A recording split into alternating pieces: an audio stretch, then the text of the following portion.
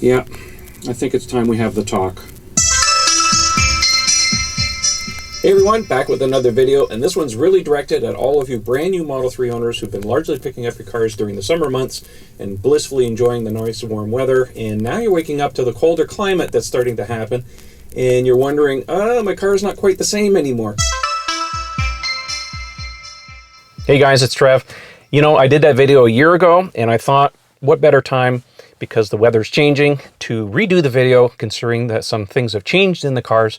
And again, this video is really directed at all of you people that have taken delivery of a Model 3, maybe in the summer months, and now we're going into the colder months, and you're noticing the car's not quite the same anymore. So the first thing you're going to notice in the colder months is that you will have limited regen in the morning. Now, regenerative braking is the ability of the car to partially recharge the battery when you let off the accelerator. The other part of the energy is used to help stop your car. So the moral of the story here is that a warm battery is a happy battery, because when the battery's cold, can't accept energy quite as fast. So one of the things you can do in the mornings, by the way, you should always leave your car plugged in overnight, because when it's plugged into shore power, when the car charges or you turn on the HVAC, the energy comes from the wall and not your battery. So that's the number one thing. The second thing that you can do is go into your charge port settings under schedule.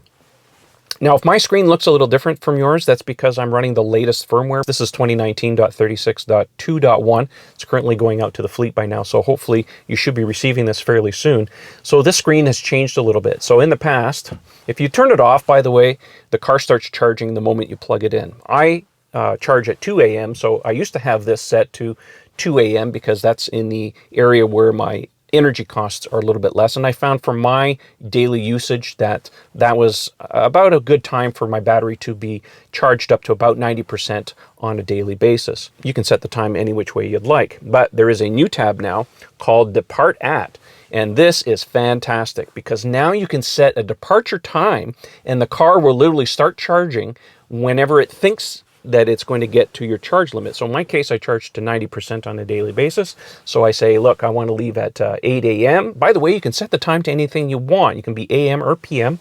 I know some people online were saying that they were confused about the wording. Trust me, you can set it in 15-minute increments, AM or PM, whichever you like. Now, I actually recommend that you leave precondition the cabin on, because that'll guarantee that the cabin will be nice and toasty for you at your departure time. It's an awesome feature. So these settings will make sure that your battery is warm, your cabin is warm, and the car is basically ready for you whenever you decide to leave in the morning. Now, you can actually see the state of your regen level on the black line below the speedometer on the Model 3. You'll see a series of dots when your battery is cold. Now, those dots will progressively go away as your battery pack heats up. Now, sometimes when your battery is exceptionally cold, you might get dots on the right-hand side. Now, this is just telling you that the battery pack is not warm enough to give you peak power. Again, once the battery pack heats up, you'll see those dots disappear as well. Now, sometimes when it's really cold outside, you might get the dreaded blue snowflake of death beside your battery level icon. What is it? All it is, it's an indicator that tells you that the battery pack is cold soaked, and it will go away eventually once the battery pack warms up. So it's really nothing to worry about. So now I'm going to give you some tips that you may not be aware of. The number one thing is the heated mirrors. Now, the heated mirrors are actually attached to the rear defroster. So if you tap on the defrost icon on your screen, that will actually defrost your mirrors. It's not really well documented, but that's what the button does. The next icon is the defrost icon. Now, a single tap of this turns blue, and what that does is that it blows AC onto the windshield. It's used for defogging, but it's not used for defrosting. That you have to tap it a second time so that it turns red. That will ensure that the heaters come on and the warm air is blown onto your windshield. And then tap it a third time to turn it off. Now, the Model 3 doesn't have a heated steering wheel, much to a lot of people's chagrin, including myself, but hey, it is what it is. But there is something you can do to help that.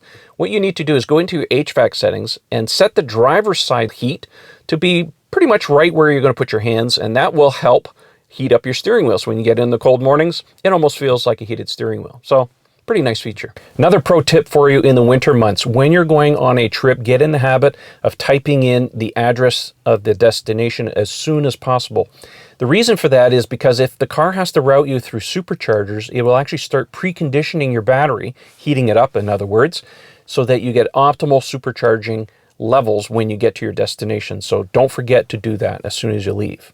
Now, it goes without saying, and I shouldn't have to say this, But please, do everybody a favor, do yourself a favor, your family, get snow tires for the winter months. Just because you have all-wheel drive doesn't mean that you're going to get out of stuck situations. The composition of rubber changes with temperature. Snow tires are designed for cold weather, so do it. Now in the winter months, you'll probably get TPMS warnings. That's the tire pressure monitoring system telling you that the internal pressure of the tire has dropped because of the temperatures. Yeah, it's an easy fix. Just throw a compressor on it at a gas station or local, or whatever you have, and just bring those pressures back up to optimum limits. No harm, no foul. Now in the winter months, it actually pays to give yourself a little extra buffer on the battery for when you go on trips, maybe an extra 2 or 3%, something like that, because sometimes the computer can be off a little bit in the winter months. Again, road conditions, tire conditions, wind, air density, all these things affect your range. So make sure you give yourself just a little extra buffer.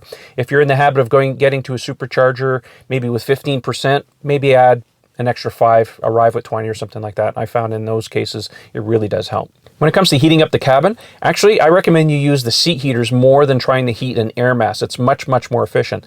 See, the Model 3 is different from the S and the X in that it only has one heater, 7 kilowatt heater. And because of the super bottle in the front, it's about efficiency. The S and the X have 2 separate heaters, one for the cabin, one for the battery. So it's an earlier design, it's not quite as efficient. It heats the battery a little sooner than it does on the Model 3, but again, the 3 is all about efficiency. When you go on trips in the colder months, when you get to your destination, always get in the habit of plugging in your car. If it's 120 volt, just be warned that it's going to take longer to charge the battery and keep things warm. So I recommend, if you can, hit a local supercharger before you get to your destination, charge up that battery to a reasonable level so that it mitigates some of the range loss that you get in the mornings. But always, always, if you can, plug in your car in the winter months and let the car take care of the rest. So that's what I have for tips for you. If you think of something that I might have missed, hey, put them down in the comments below so everybody can benefit from it. That's it for today. Thanks for watching, and enjoy your Teslas.